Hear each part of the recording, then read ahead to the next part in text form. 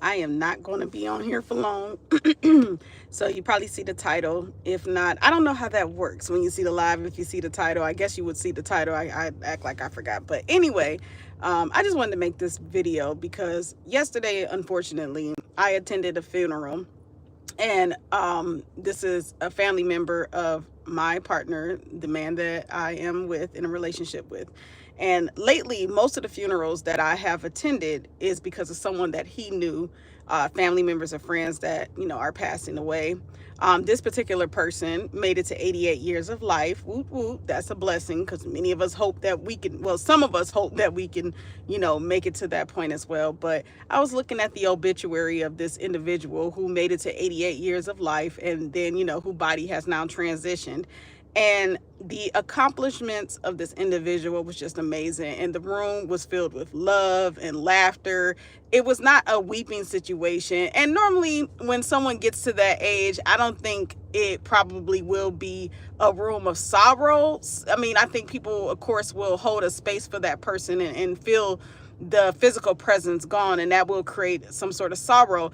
But what I notice is usually when it's a funeral of someone who dies unexpectedly, especially of a younger age, or what we may consider to be a younger age, people are more distraught and sorrowful. Whereas this 88-year-old who passed away, and I was at the funeral yesterday, the room was filled with laughter. The room was filled with love and joy and just great memories about this person. But the obituary, as well as the discussions of this individual, was filled with people talking about how much this person had accomplished.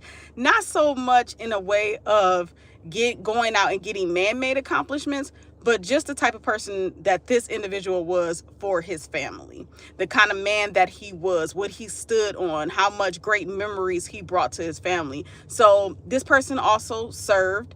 I believe this person served in whatever the war was with Germany. That's where this person served. Don't give me the line. He's 88 years old, so you figure it out. But that's, this person did serve in the military and was honorably discharged. This person had history. This person had a whole bunch of history and made it to 88 years old. So with that being said, when I attended this, hey Monique, when I attended this, what you up to today? But anyway, well, okay, thank you for that. World War II. Thank you. And that's nothing too. I'm learning so many of our people, our elders, served in that war, like served in that war, served in, what is the other one? Is it Vietnam? Like, I'm learning so many of our elders served, whether they were honorably discharged or, did their whole tour. I'm learning that, and that's astonishing to me. And I'm sure they have stories, maybe some that they don't even want to discuss. But anyway, I'm jumping off a topic. My point is, when I attended this funeral, it got me to thinking about life. And every now and then, life can take us on a roller coaster, an emotional roller coaster up and down. And it can also distract us. It can distract us from what really matters to us, as well as what we want out of this life. And we just find ourselves in the flow, especially if you work a job. If you work a job, you clocking in, clocking out, going home, you may eat, spend a little time with your family, do whatever you got to do, get some rest, turn around, do it all over again the next day. That's a distraction. And it puts you in a flow that it's hard to break out of and see anything else for yourself in this life. So you end up putting your dreams on the back burner.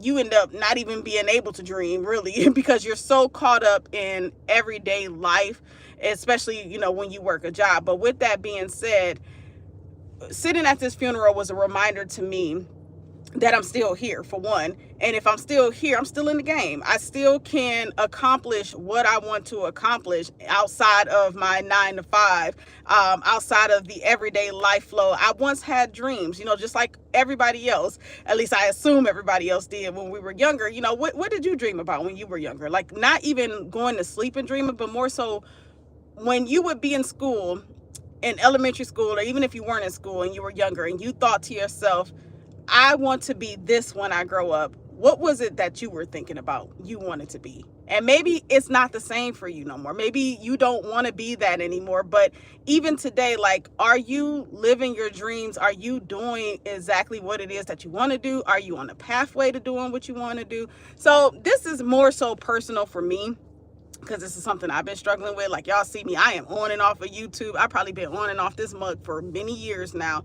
But I allow everyday life to distract me and get me caught up to the point that I put my dreams aside. I put my dreams aside. I get frustrated with YouTube. I don't feel like doing it no more. I don't want nobody getting on here. I don't know. I have a thing about followers. I don't call anybody followers. Nobody's following me. Don't follow me, because you will follow me to a dead end. Don't do it. Watch the videos, take what you can get out of it, but I've been conflicted with that. So I constantly leave YouTube and I come back. But again, getting back to my point, and I'm always all over the place, y'all, because my thoughts just be running rampant. But getting back to the point, when I was at this funeral yesterday of this 88-year-old man, listening to the individuals read, the officiant read the obituary about the accomplishments of this man, it just got me to thinking, like, okay, he did all of this, and now, it's over for him. Life is over for him. As far as in this physical realm of things, it's over. And it just got me to thinking, like, geez, like, this is it. Like, this is the same pathway we all take. This is the same. We may not all are going to go out the same way. We may not all be buried. We may not all, whatever it is, we all meet the same fate. We all meet the same end. We're going to leave this body and, be set free from this physical realm. So in the meanwhile, while we're here, I had to ask myself, rather, why are you procrastinating on what it is you want to do in this life? Why are you allowing individuals and circumstances and even this system to stop you from doing what you want to do? Because in my opinion, just what I believe, I don't believe this system can stop me. I don't believe this system can stop you. I don't believe circumstances can stop us. I believe the only thing that can stop us from living the life that we want to live and accomplishing what we want to accomplish is ourselves and how we view things. And I think that's why there's so much propaganda and so much negativity that is targeting our minds. Like, it's after our minds. It's after our bodies too, but it's also after our minds, because individuals know and done the studies to understand that, yeah, if I can put your mind in chains, I don't need to do nothing really to you physically. If I got your mind, I got you. And so I don't know, that was just something on my mind sitting at this man's funeral. And, aside from the fact that, yeah, this is a life that was lived, and he's an example of it can be done, because in the end, this is where I'm going to go anyway. So why am I worried about this? Why do I think anything in this life can stop me? Criticism, negativity, social constructs. Oh my gosh, I can't think of it all right now off the top of my head, but basically anything that comes against me, no weapon formed against me or you shall prosper if we don't allow it to. Yeah, everything isn't going to be perfect. There are going to be so many challenges, as there already is, but I would rather be on the pathway to living my dreams and fighting for that than to just lay down and surrender. I understand it's not going to come easy, but damn, I at least, want to put up a fight. I want to put up a fight, because while I'm still here on this side of the ground, why not? Hi.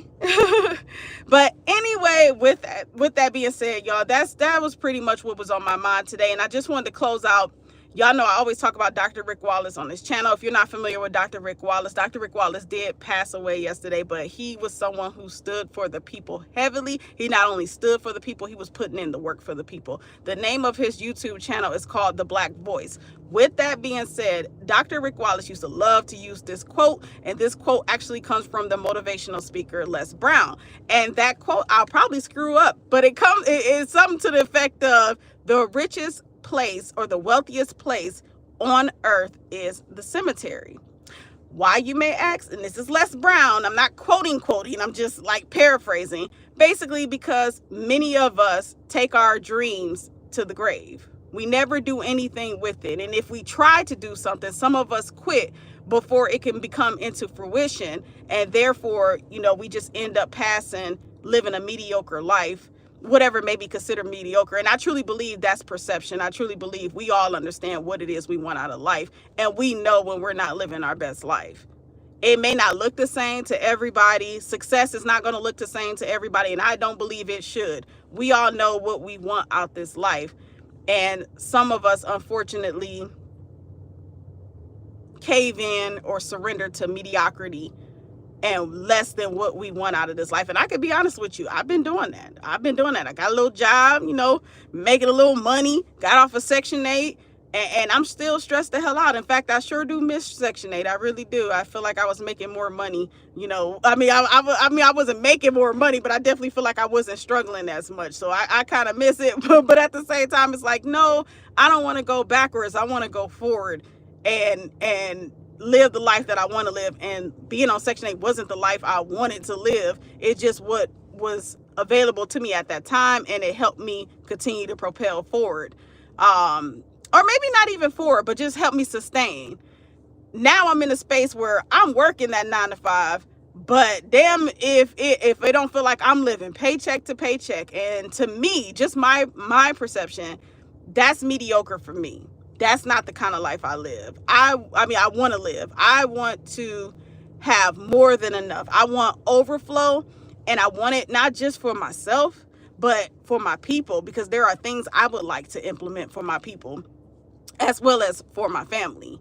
So that when my family calls and they need anything, I'm like, yeah, I got it. Let's do this. Let's do this. And I want to invest. I like learning about investing and trading and things like that. That's a whole nother story. But my point is, okay, just like Les Brown said, the wealthiest place on earth is the cemetery, because many of us take our dreams, our ideas, our inventions, our creations, our goals to the grave, because we allow things, including negative self-talk, to keep us from bringing those things into fruition while we are alive. So that's it, y'all. I know one thing. I'm tired of going to these funerals, but this is life. This is life. And I think for me, I look at it like it is also a reminder of how life goes. Like, it's gonna go. It's about what I'm doing while I'm here in the meantime, and am I living to my fullest capability, despite the negativity, despite what people take. Because somebody always gonna have something to say. Somebody always gonna have something to say, some way to judge you, some way to measure you, measure your success, measure your ability to do something. I could go into that. I'm gonna go into that another time, because I made this video long enough. 12 minutes. I said I was gonna be on here for a minute. But anyway, I really, really do appreciate y'all for tuning in. And yes, I be rambling nowadays. I used to have videos that were so organized. I don't really do that too much. Again, I'm working a lot, so my thoughts be all over the place. Sometimes I'll be working and driving, because I drive for a living, and I'm like, all of a sudden video ideas will come to me. Then I get off the clock, y'all, and I can't remember a dang on thing. And I know I need to start writing this stuff down, but my goodness, I just can't remember a darn thing. So thank you all for bearing with me. And I really hope that you all have a wonderful, wonderful rest of your day. Thank y'all for tuning in. See y'all. Everybody have a good day. Peace.